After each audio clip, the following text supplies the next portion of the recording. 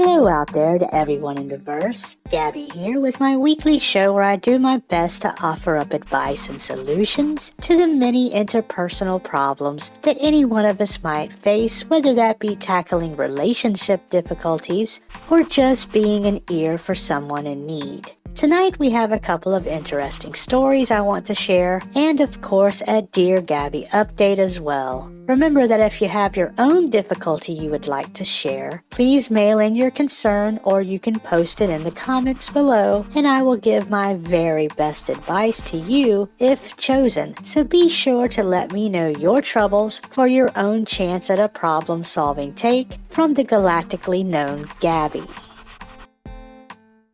Good afternoon, Trumbull. You seem a little preoccupied or distant. Is everything all right? Well, one of tonight's writers had a weird issue, and I've been out of sorts and lost in thought about it. It's very weird, and I want it to be some sort of prank. Oh, you mean our second letter. I briefly looked it over a few minutes ago, but did not get to finish it really. Don't worry, I'm sure if there's something nefarious going on, we'll get to the bottom of it. We're usually pretty good about sniffing out any hijinks. I'm new to this whole thing, so maybe I'm just reading too much into it, but it just seems odd. Anyway, I know you'll figure it out and get to the bottom of it. That I will, Trumbull. It takes a lot to pull one over on the galactically known Gabby. But you know what pulled one over on me? Tonight's sponsor, because they finally got me hooked to where I just can't get enough. Now I know you listeners are ready for Gabby to get into some problem solving, but first I gotta mention my dinner last night at Whammer's. I was on my way to an important meeting when hunger struck like a lightning storm on Genesis 2. Lucky for me, there was a Whammer's close by, and with so many locations spread around Stanton, chances are there's one close to you. Now, Gabby is not a big eater, so the 2 veggie burger combo was a bit much. But don't worry, cause Whammer's has you covered with their a la carte style ordering as well. So be sure to cave into your craving and drop on by Whammer's, where it's always a good time. And for convenience sake, you can order ahead with their MobiGlass app to save even more time. Here, Trumbull, try these squash sticks. They're a delight. Oh yeah, those are good. Our first writer is someone who has come to a self-realization, and they write, Dear Gabby in Space, I'm heading into my 40s soon, and while I feel like I have had a successful life, the one area I do not feel successful in is in with personal relationships. I am not married and do not have what most people would consider a close personal friend. I have no pets and do not even really talk to my neighbors, insisting on timing my quick strides toward the elevator when I know none of my neighbors are usually out doing their normal routines. At work, I only approach customers when I absolutely have to, and usually with awkward exchanges. I like my clothes pleated and pressed, and I own multiple sets of the same outfit because I spent years finding clothes that are not too tight and fit where I need them to fit to feel comfortable.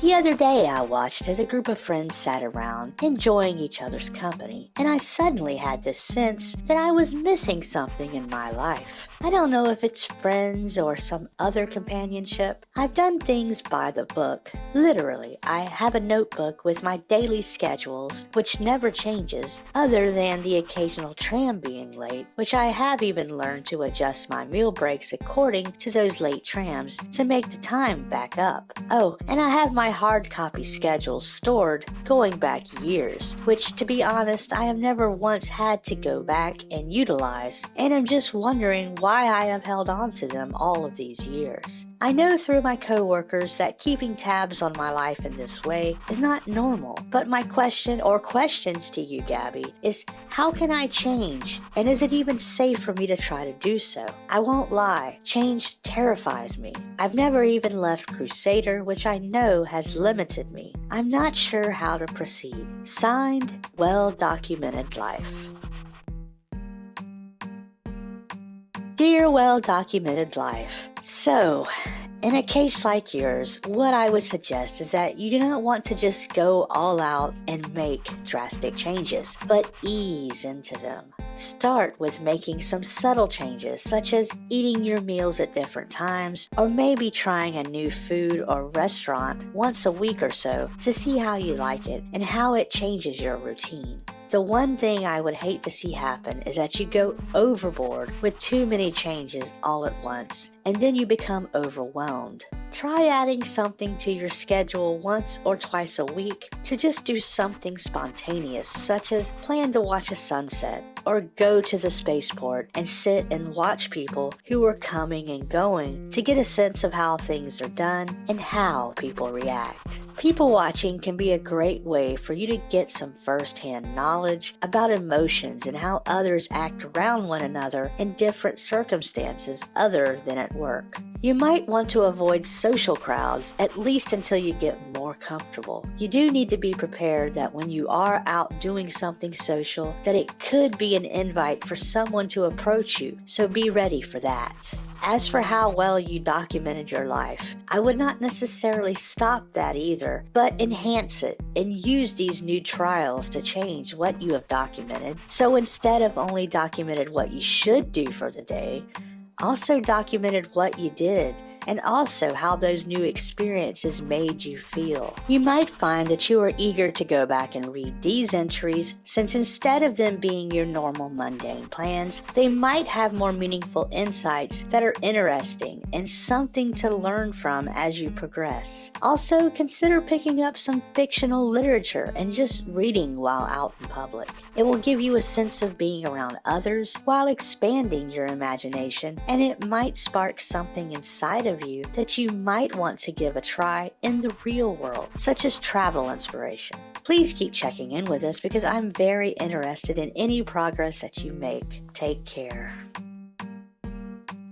So a while back, we had a writer who had some unusual dreams, and now we have a similar letter, which is what Trumbull was talking about at the top of the show. So let's get to it, and they write, "Dear Gabby in Space, I am a psychologist at the Klesher Rehabilitation Facility, and for the most part, it's a pretty routine job with handling various inmate mental health issues that are to be expected. But what has not been expected is that I have had at least 3 different inmates from different and separated wings with different sentences, so they have not overlapped, all tell me about a weird dream involving people standing in chairs. At first, I thought maybe it was some coordinated effort at some huge practical joke, but then I heard another professional outside of Klesher who said they had a patient with the same dream, and then told me they heard someone on your show had the dream as well. It's still too early to tell what sort of phenomenon is happening here, or if it's something social. We're still in the data collecting phase, but I would be interested in hearing any more details you might have from the person who wrote in, or if your show reflects the full extent of the writer who called themselves Chairs Are Made for Sitting.